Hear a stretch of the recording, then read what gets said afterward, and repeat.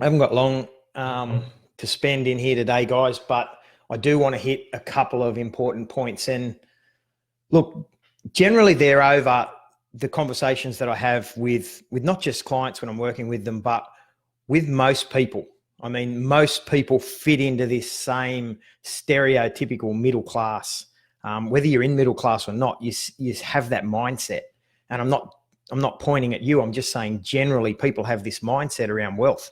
And I just want to open up that conversation and talk about it a little bit, because there is strategy and there is practical application behind wealth.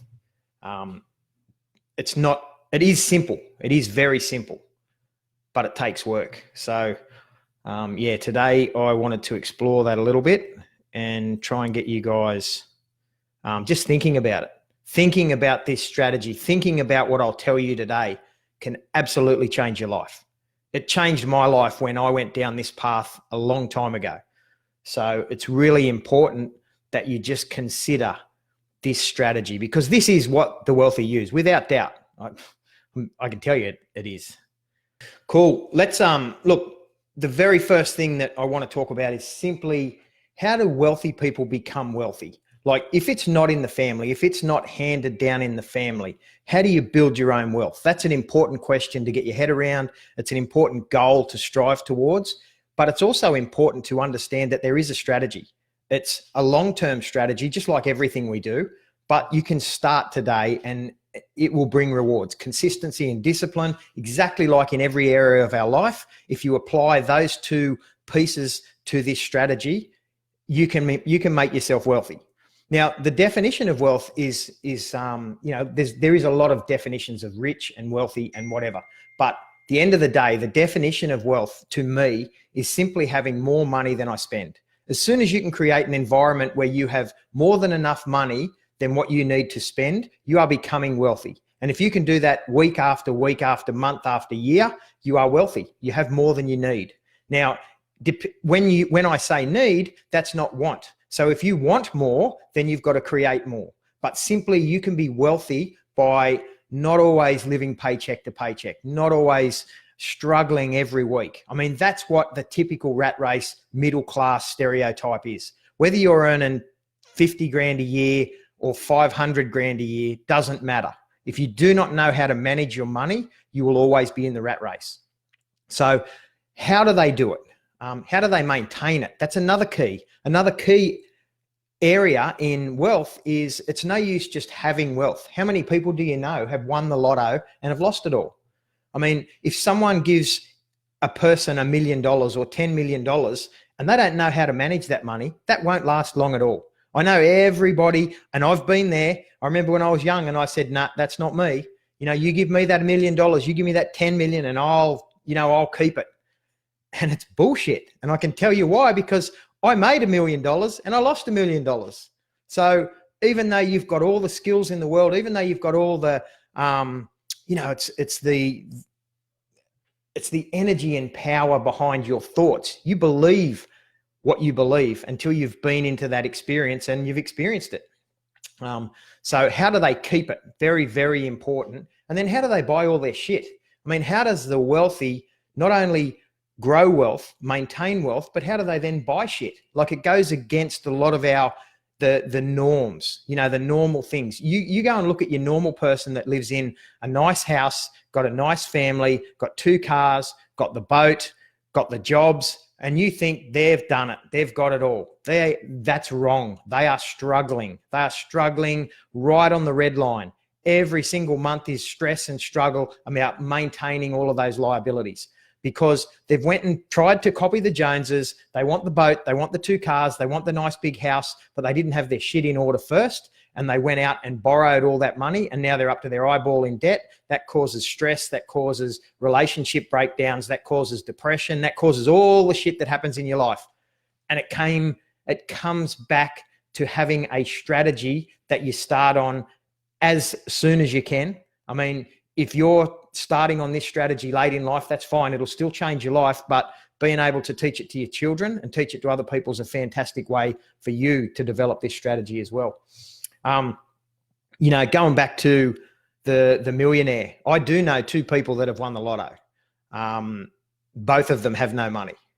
It's amazing. It's still mind-boggling to me, but because I personally have seen them get that lump of money, watched them change their lifestyle straight away, and then watch them go not only broke, but go into debt at the end of it, because they went out and bought so many liabilities, and they went and bought all the shit when it was starting to run out, and they tried to slow down that spending habit and that debt level. It takes a while to slow down. You know, you're buying things, your expenditures are up, your liabilities are up, which means expenses are up. And when you try to stop that, that doesn't just stop quickly. That still keeps going. You know, it's like the truck, slam on the brakes, you're still going, there's still momentum. And I've watched these people actually winning the lotto was the worst thing that ever happened to them in their life. Threw them way off course, put them way into depression, worst thing ever. So a lot of what we wish for, I just wish I had $1 million and then I would be okay. Negative. You won't be okay.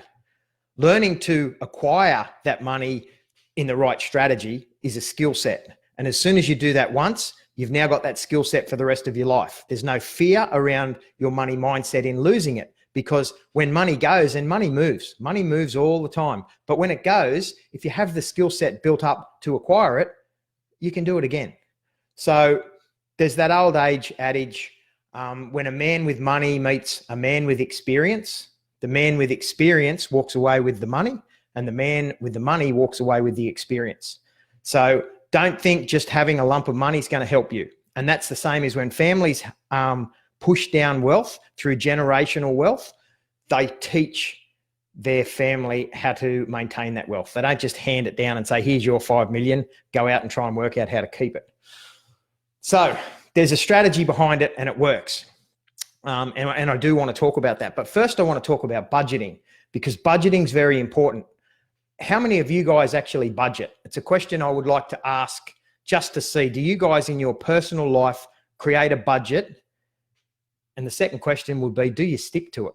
I mean, talk to me there. How many of you guys actually create a budget? Someone answer me. Just someone say no or yes or something. Like, everybody knows what a budget is. It's so simple. Yet 99% of the population don't do it, because they just think that they don't need to do it. And they wonder why they're still in the rat race. They wonder why they're still caught up in the bullshit middle class fucking stereotypical broke person. Yet when I sit down with someone and say, okay, what's your budget? Let's look at this. How much are you bringing in? What's your income? What's your expenses? It scares the shit out of most people, because when they write down what their income and their expenses are, it doesn't add up. Immediately it says, I don't actually make enough to live the life I'm living in. And that's the main problem straight up. You spend more than you earn. It's a simple problem. It happens everywhere. And they keep you in the rat race by giving you pay rises, promotions, and extra ways to get more money in your job just to stay alive. When you find a problem, you don't cut expenses. You look for more ways to get more money, but you never solve the cause. You never actually look at the cause and try and solve the problem. I see it everywhere. Everybody wants to live beyond their means. They want to keep up with the Joneses. They don't want to say, hang on, that's not where I should be. Come back down. And I don't mean come back down and save all your money and live life like a broke person, because I know people that do that as well. I have friends that when we were 14 and 15-year-old, they were taught from their father to save every single penny they ever made. And I had a mate that I used to go to his house, and when you opened up his cupboard, he had all the coins, 5 cent, 10 cent, 20 cent, never spent a cent. That guy's 44 now, exactly the same. Doesn't have anything in his life, but his mentality is simply save. He might have 50 grand in the bank that he's saved from when he was 15 years old, but he'll never spend it. And if that's you only know what you know. And until you go out and build up your investment and your financial intelligence, you're not going to know any different. It's just like the borrowing money mentality. A lot of people hate to borrow money. They hate debt. And I've had major arguments around people around what's good debt, what's bad debt. Why is it super powerful to use leverage of good debt to create wealth? But that's another conversation. Look, going back to budgeting, you need to have a budget in your personal life. You simply need to be able to control your expenses and your income so that you make more money than you spend. It's as simple as that. As soon as you do that, you can scale your situation. And by scale, I mean you can create a business now because you've got the financial intelligence to be able to create wealth. If you're broke, if you're sitting at home, if you're struggling from paycheck to paycheck, and everywhere you look, someone says, go and start a business, go and create more money, create more wealth. And if you think that's your answer, well, it's not. And you're going to learn a very, very tough lesson, because if you haven't sorted your own shit out first with your own personal budget, then when you create an amplified situation in a business, your business is going to fail. So get your own shit in order first by getting your own personal life in order. Budget everything. Have a look at your expenses. Have a look at how much money you're wasting. Start cutting shit out that's not necessary. And if you need to go and do a second job, or if you need to go and do something on the side just to get a little bit more income to build up your personal life, that's the start. From there, you go into business and away you go. Like anyone that's good at business will know their profit and loss statement. They will be able to tell you about the income and expenditure. They will tell you about the business assets and the business liabilities. They know that shit, because if that shit isn't working, their business is over. So in your personal life, it's very important to budget. I just want to see if anyone's mentioned anything there about budgeting. Colin saves half of what he makes. Interesting. Kobe, no. Hey, brother, how are you, man? Wilbur, yes. So Will, I know, used a strategy as well. Stella, buckets every week for bills and holidays. Yeah. So, I mean, hey, Joanne, how are you? So if you've got a strategy and you use it, that's fantastic. Now, there's two parts to this strategy. You can go and budget your life away and live a very boring and mundane life, and that's fine if that's what you want. I shouldn't put that down, but that's not me. Okay, I need exciting as fuck life, and I need to do all the shit in the world that I want to do and more, and I want to keep on going. But budgeting is definitely very boring, just like investments are very boring. But you need to have them set up to be able to have an exciting life and to be able to leverage off the profits and the assets and the money to do what you want to do. But budgeting and investments, make sure they're boring. If they're exciting, they're probably bullshit. So interesting, yeah, Colin, you save half of what you make. That's amazing. I'll be interested in finding out why and what you do with that half, because what you do with what you save is very important as well. It's actually more important. So let's say you want to know the strategy. Okay, there's lots of books out there about it. It's not a new thing. It's simply something that has been passed down from wealthy generations, and it's called the 10% rule. For those of you that have read about it or know about it, it's simply, there's a couple of rules, but the very first thing you need to do is save 10% of every cent you ever make. I mean, that's as simple as it is. We can open this up and we can talk about this all day, but if you save 10% of every dollar that hits your hand and put that into a separate savings account, you are on your way to creating wealth. Now, the key here is that you must pay yourself first.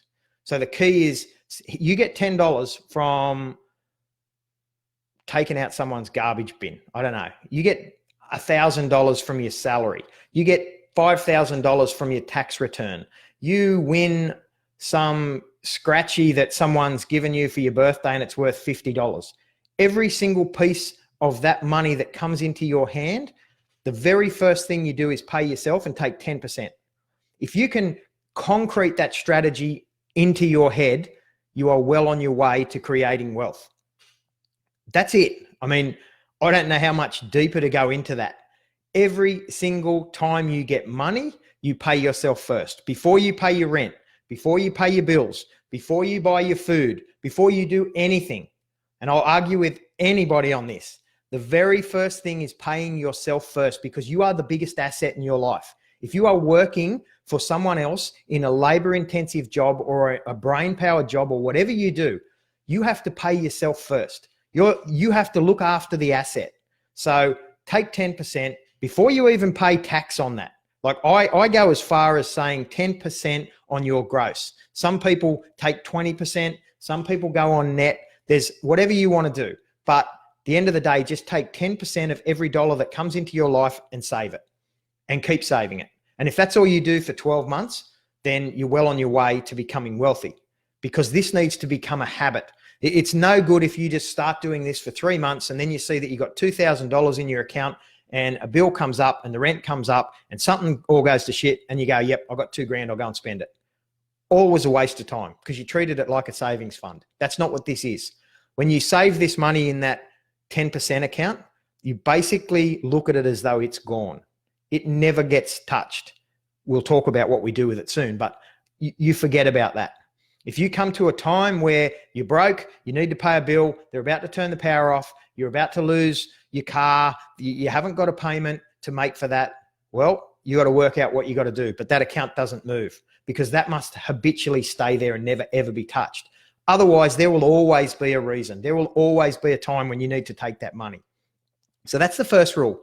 Save everything you can in a separate account. It's not a savings account. It's not somewhere where you can save money and then get it out and go on a holiday or get it out and buy that thing that you wanted. If you want to do that, then you got to do that as well. That's got to be separate. And you'll work out a way to save more money in your savings account to be able to spend and go on holidays. But this account here, 100%, 10% account by itself.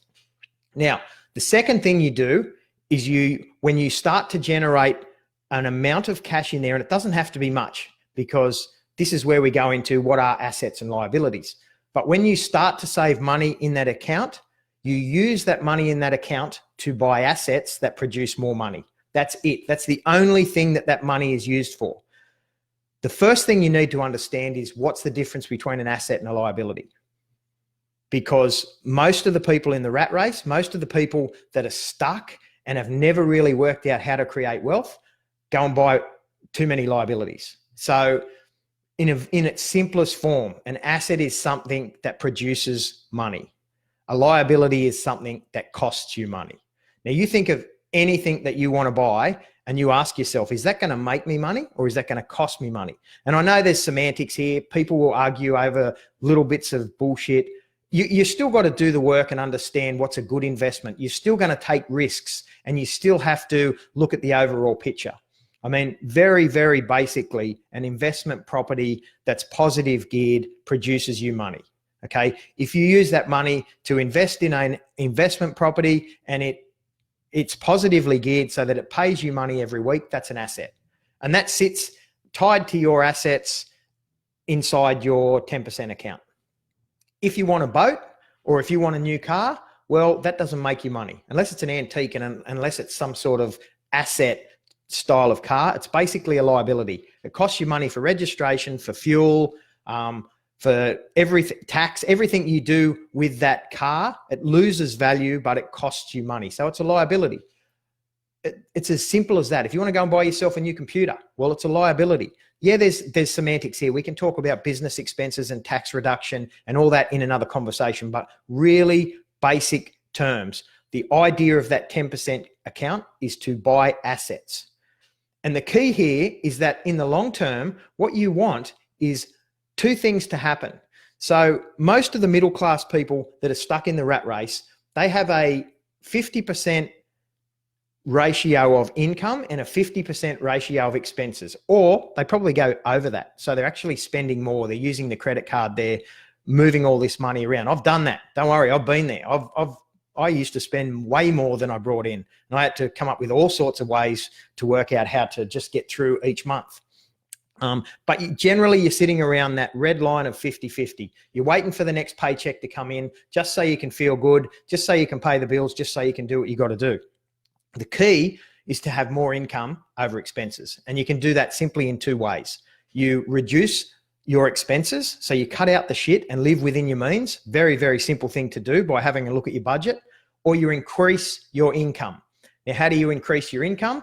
You buy assets. It's as simple as that. So when you come down and you look at your sheet on assets and liabilities, it's the same thing. Most people that are stuck, most people that are broke have a shit ton of liabilities, but then ask them what assets they got and they got none. Or if they've got one, they'll call something an asset that's not an asset. They'll say, oh, that car's a good car because they hold their value and that boat holds its value. And, you know, all the bullshit that I've got, I'll tell you that it holds its value. But when we get down and have a real conversation, they're all liabilities. So you've got a shit ton of liabilities. You've got no assets to produce any money. and you're on the red line with your income and your expenses. You're stuck. Something has to change. The key here is to slowly build that 10% account up and then start buying the assets. The assets produce more money, and that money either stays in that account to buy more assets, or this is where the fun comes in. And this is where the wealthy not only become more and more wealthy, but they get to buy their shit. They buy their liabilities from the profits of the assets. It's mind-blowingly simple, and it brings lots of questions up. Lots of you that do not understand assets and liabilities will start to say, okay, what's an asset? I don't understand what an asset is. That in itself, that's a skill. I mean, you need to get your financial intelligence upgraded to understand what an asset is. You need to read books on what an asset and what a liability is. Don't simply say the only assets I can think of are stocks and bonds and going and shares and doing all that, because you'll lose if you do that. If you're not skilled up in how to trade shares and stocks, you'll lose. And most of the blue chip stocks are going to make you such a shitty percentage, then you're not going to make the money that you want to make as well. I mean, financial intelligence, there's lots of different ways to spend that money and take high risk and low risks and startups and angel investments and all these different types of ways to invest your money. But when you get into this habit of identifying the difference between an asset and liability, it will spark something inside of you that will make you want to learn more, and you will start to look at everything you're about to buy. It completely changes your life. You start to go, I really want to buy that, but that's a liability. I'm going to buy an asset instead. For me, if I want to buy a new four-wheeler, or if I want to buy a Harley, if I want to buy something, I don't just say, oh, I've saved up some money, or I've got some money coming in, I'm going to go and use that to buy that liability. No. If I've got $30,000 ready to buy a boat or a Harley or something, then I'll say to myself, right, I'm going to use that $30,000 and I'm going to buy an asset. The money that that asset produces, when it's now at $30,000, I'll use that money to buy the liability. So I've created the money out of my asset and 10% account. I mean, this is simple stuff. It really comes back down to budgeting your personal account, how to start it.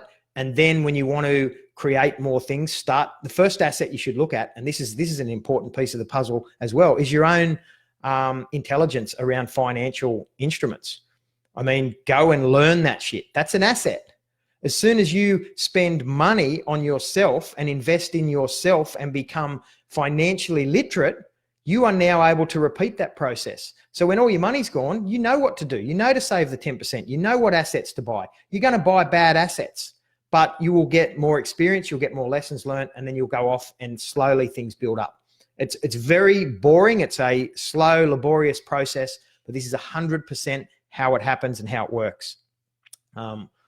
What else have I got? Anyone left any comments here? Barefoot Investor, yeah, Wilbur. So there are a few different books out. Barefoot Investor is a very, very simple process to get you started in Australia. Tells you the banks to use, the accounts to use, talks about superannuation, talks about health insurance, talks about where to cut most of the shit out of your life. And I found he's got some really good stuff in there. I also found, like Dave Ramsey. Dave Ramsey has some really good books on boring budgeting and how to get out of debt. And there's lots of ways to get out of debt. Another conversation. There's lots of ways to use your house for leverage to get yourself out of debt quickly. But again, that's another conversation. I found a few things with the Barefoot Investor I didn't like. But like everything, you're not going to like something 100%. I definitely took a lot of his strategies on, and I like what he's done for us in Australia because he's talked us through a few of the big companies. Biggest mistake he made in his book was that he put shit on crypto, and he put shit on crypto a long time ago and absolutely said, don't go near it. It's a scam. It's bullshit. And then 3 or 4 years later, after his book was released, he was on Instagram and Facebook selling courses on crypto. And like everyone makes mistakes. It was just sort of interesting the way he attacked it in the beginning. He should have just left it alone. He didn't know enough about it to have that opinion. What else we got there? So, and I mean, one of the key books, and I've talked to you about this before. See if it's here. This book, Rich Dad, Poor Dad. This book talks to you exactly about that strategy and about the 10% rule and about what's an asset and what's a liability. If any of you don't understand any of this, read this book. This will get you into a good start. It just makes you think. It's not going to tell you what assets to buy, because assets have changed and they're changing all the time. When I first used this process, I started looking for digital assets because I can see the world was going digital. This was 5 years ago. And that was how I created my app business. That was how I created websites. That was how I went and learned about doing things online. Digital assets can be bought out of that asset fund. There's so many things, skill sets, it's all there. So that's the first thing. Is if anyone else got any questions there, 100% right time. Sam, how are you? Yeah, try to purchase hard assets. Colin, awesome.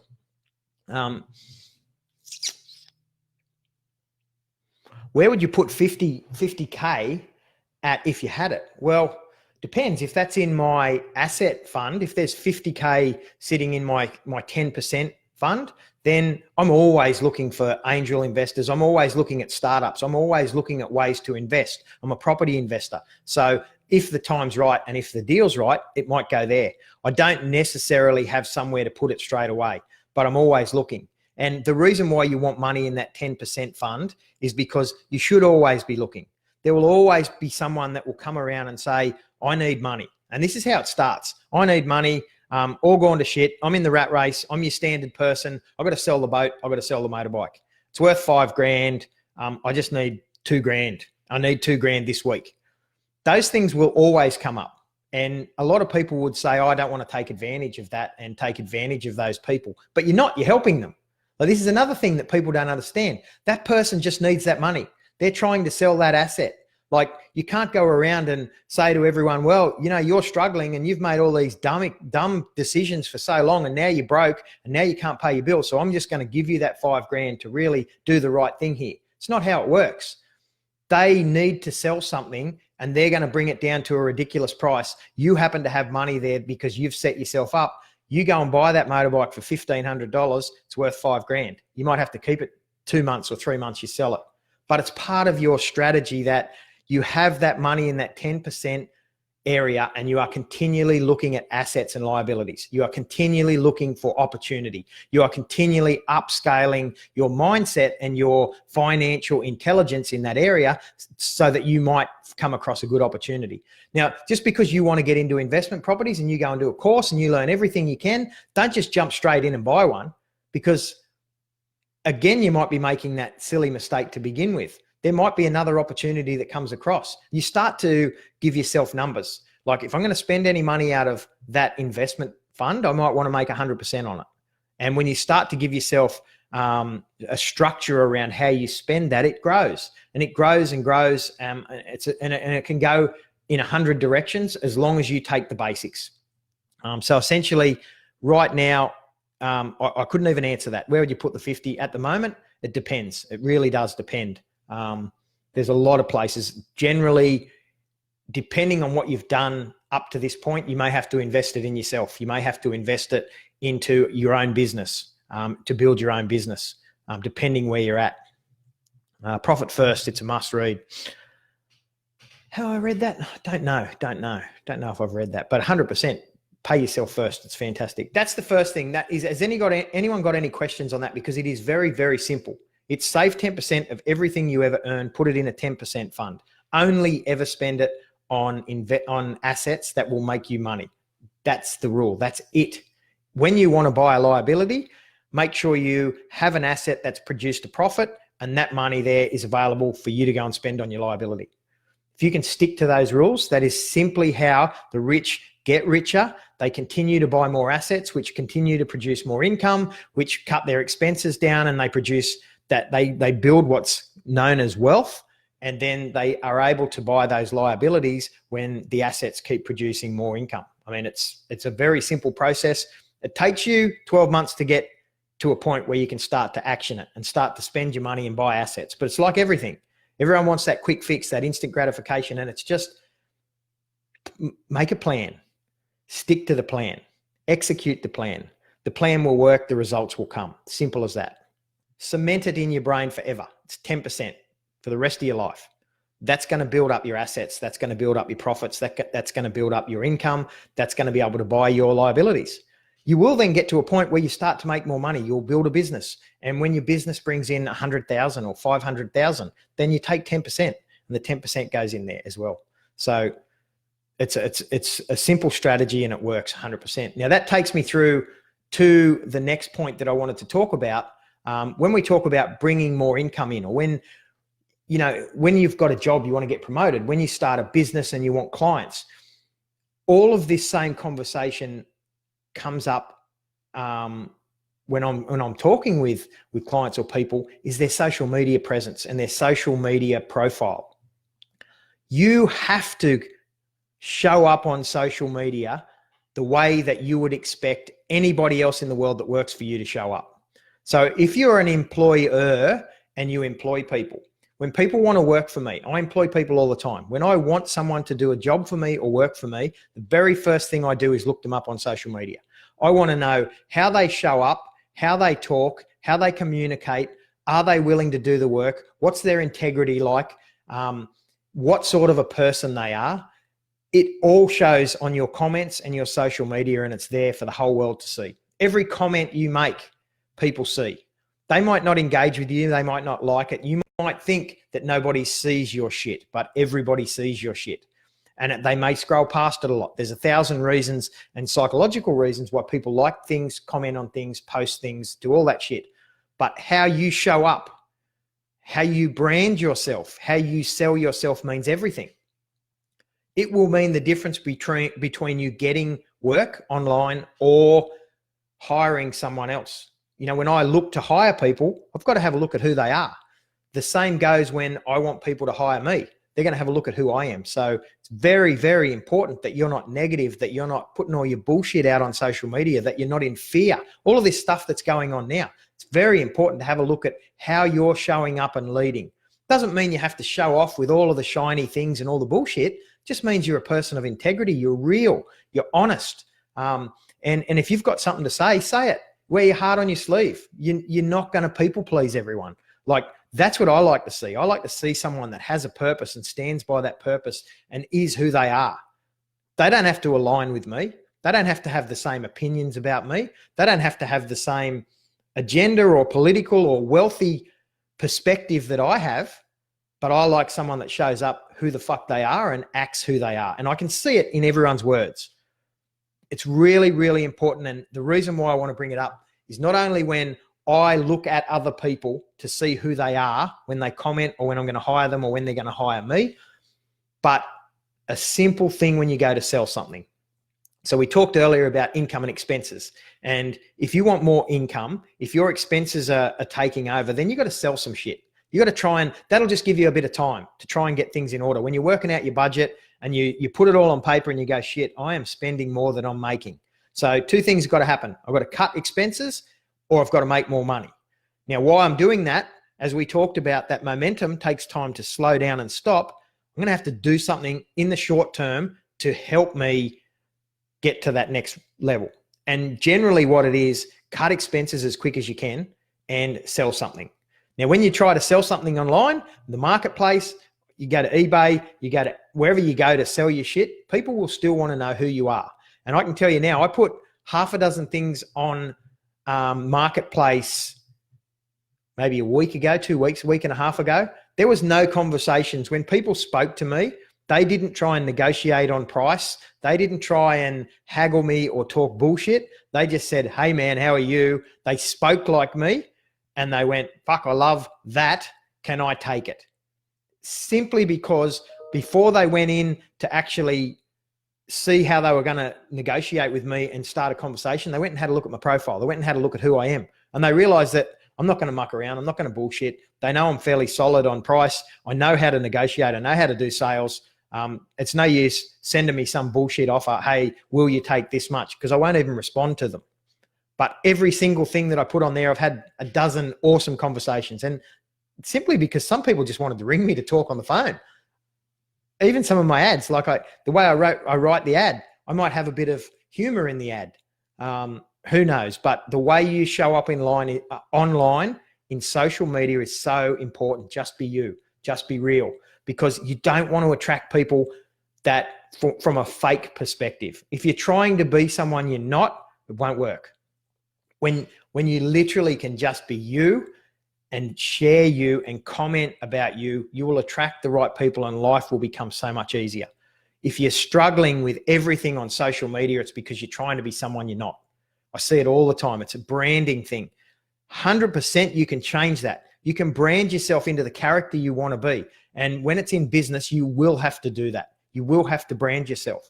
But if you're simply not trying to do that, but you're still struggling on social media, and so many people are, it's one of the biggest conversations I have with everyone around trying to grow engagement and grow a business, and all of the shit things out there that you think are super important, they're not.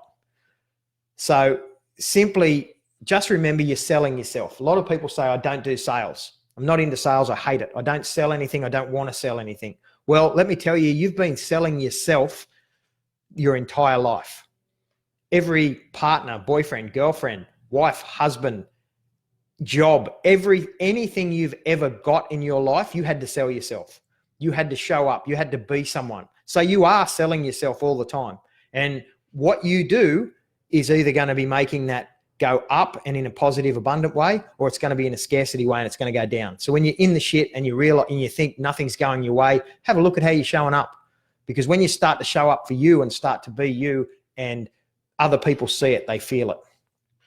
So it's just important, because most conversations I have around with someone that wants to build a business or create wealth or scale a company always comes back to how they feel about themselves and their social media strategy and their presence. And that's a big thing. So it's very important how you show up online. Even if you don't post, even if you don't show up, you're still online. Everyone's online. Everyone's got their digital footprint. Scott, brother, how are you, man? Who got in here? Alex, amen. Integrity. This is why I follow you, brother. I mean, you cannot escape integrity online. This is something I learned when I first went into business 6 years ago on the internet, online. You cannot escape from ripping someone off, from doing the wrong thing, from not providing value. You can't bullshit to the internet, because when you try to bullshit or you try to do something sneaky, like could have happened 10 years ago, because you can get away with it in a small town or in a big town or in a city, because you can move and people might not call you out. But the internet knows everything and remembers everything. And if you rip someone off 5 years ago and you didn't fix that, then you're fucked continually until the day that you fix that. Now, don't get me wrong. You will make mistakes. You will go into business. You will sell someone something that turns up broken or wrong, or it'll be shit. And I've done that. I sold all the shit from China. I jumped online and tried to learn e-commerce, and I sold hundreds and hundreds of items. And I was only telling someone the other day that whenever anything sold, my phone would go cha-ching, and I was sitting down 5 or 6 years ago and the phone would just go cha-ching, cha-ching, cha-ching. And it's a funny feeling, because the first couple of days it's like, yes, sale, sale, sale. All this is coming in. Then it's an annoying thing. It's like, fuck, shut up. Cha-ching, cha-ching, piss off. What happened from that business, what I learned was I learned how to do e-com. I learned how to sell online. I learned how to sell and import the China shit. I learned how to do Facebook ads. I learned how to do all of it. But I also learned customer service and integrity, because 95%, probably more than that, of the shit that turned up to people's addresses all the way around the world was shit. So I got messages back saying, this is not what I ordered. This is the wrong color. This box was broken. They were sending me photos of it. And so I had that glorious time of refunding everyone everything I could, and made nothing. In fact, I went backwards. But I learned a good lesson.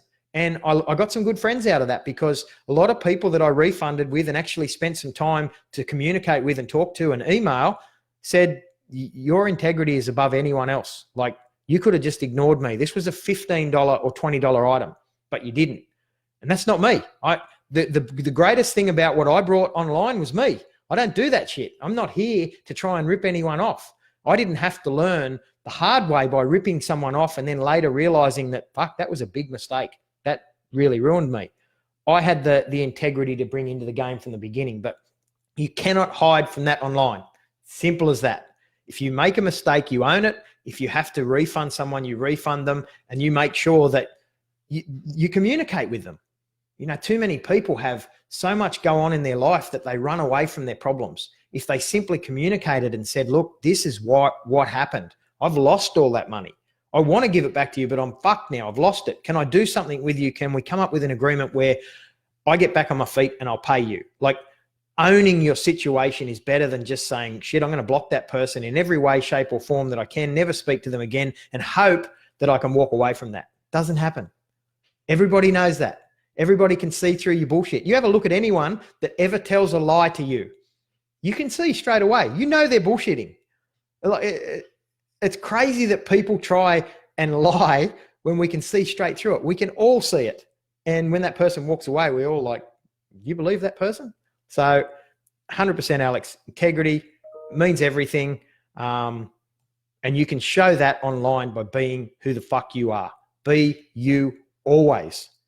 I'm always open to listen to anyone else's perspective. But when I believe something, that's me. I'll learn from the people I want to learn from. I won't learn from every idiot on the internet, because there's a lot of keyboard warriors out there that just want to go on with some shit. But yeah, so that's about all I can do today. I've got something happening very shortly, but if anyone's got any questions about any of this, throw it in now and we'll address it now. Otherwise, if you've got something else that you want to bring up and talk about, throw it into the group and maybe we can talk about it in there.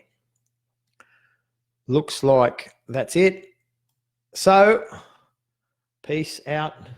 Get your skulls, drink from the skulls of your enemies, and I'll talk to you soon. Thanks, guys. See you later.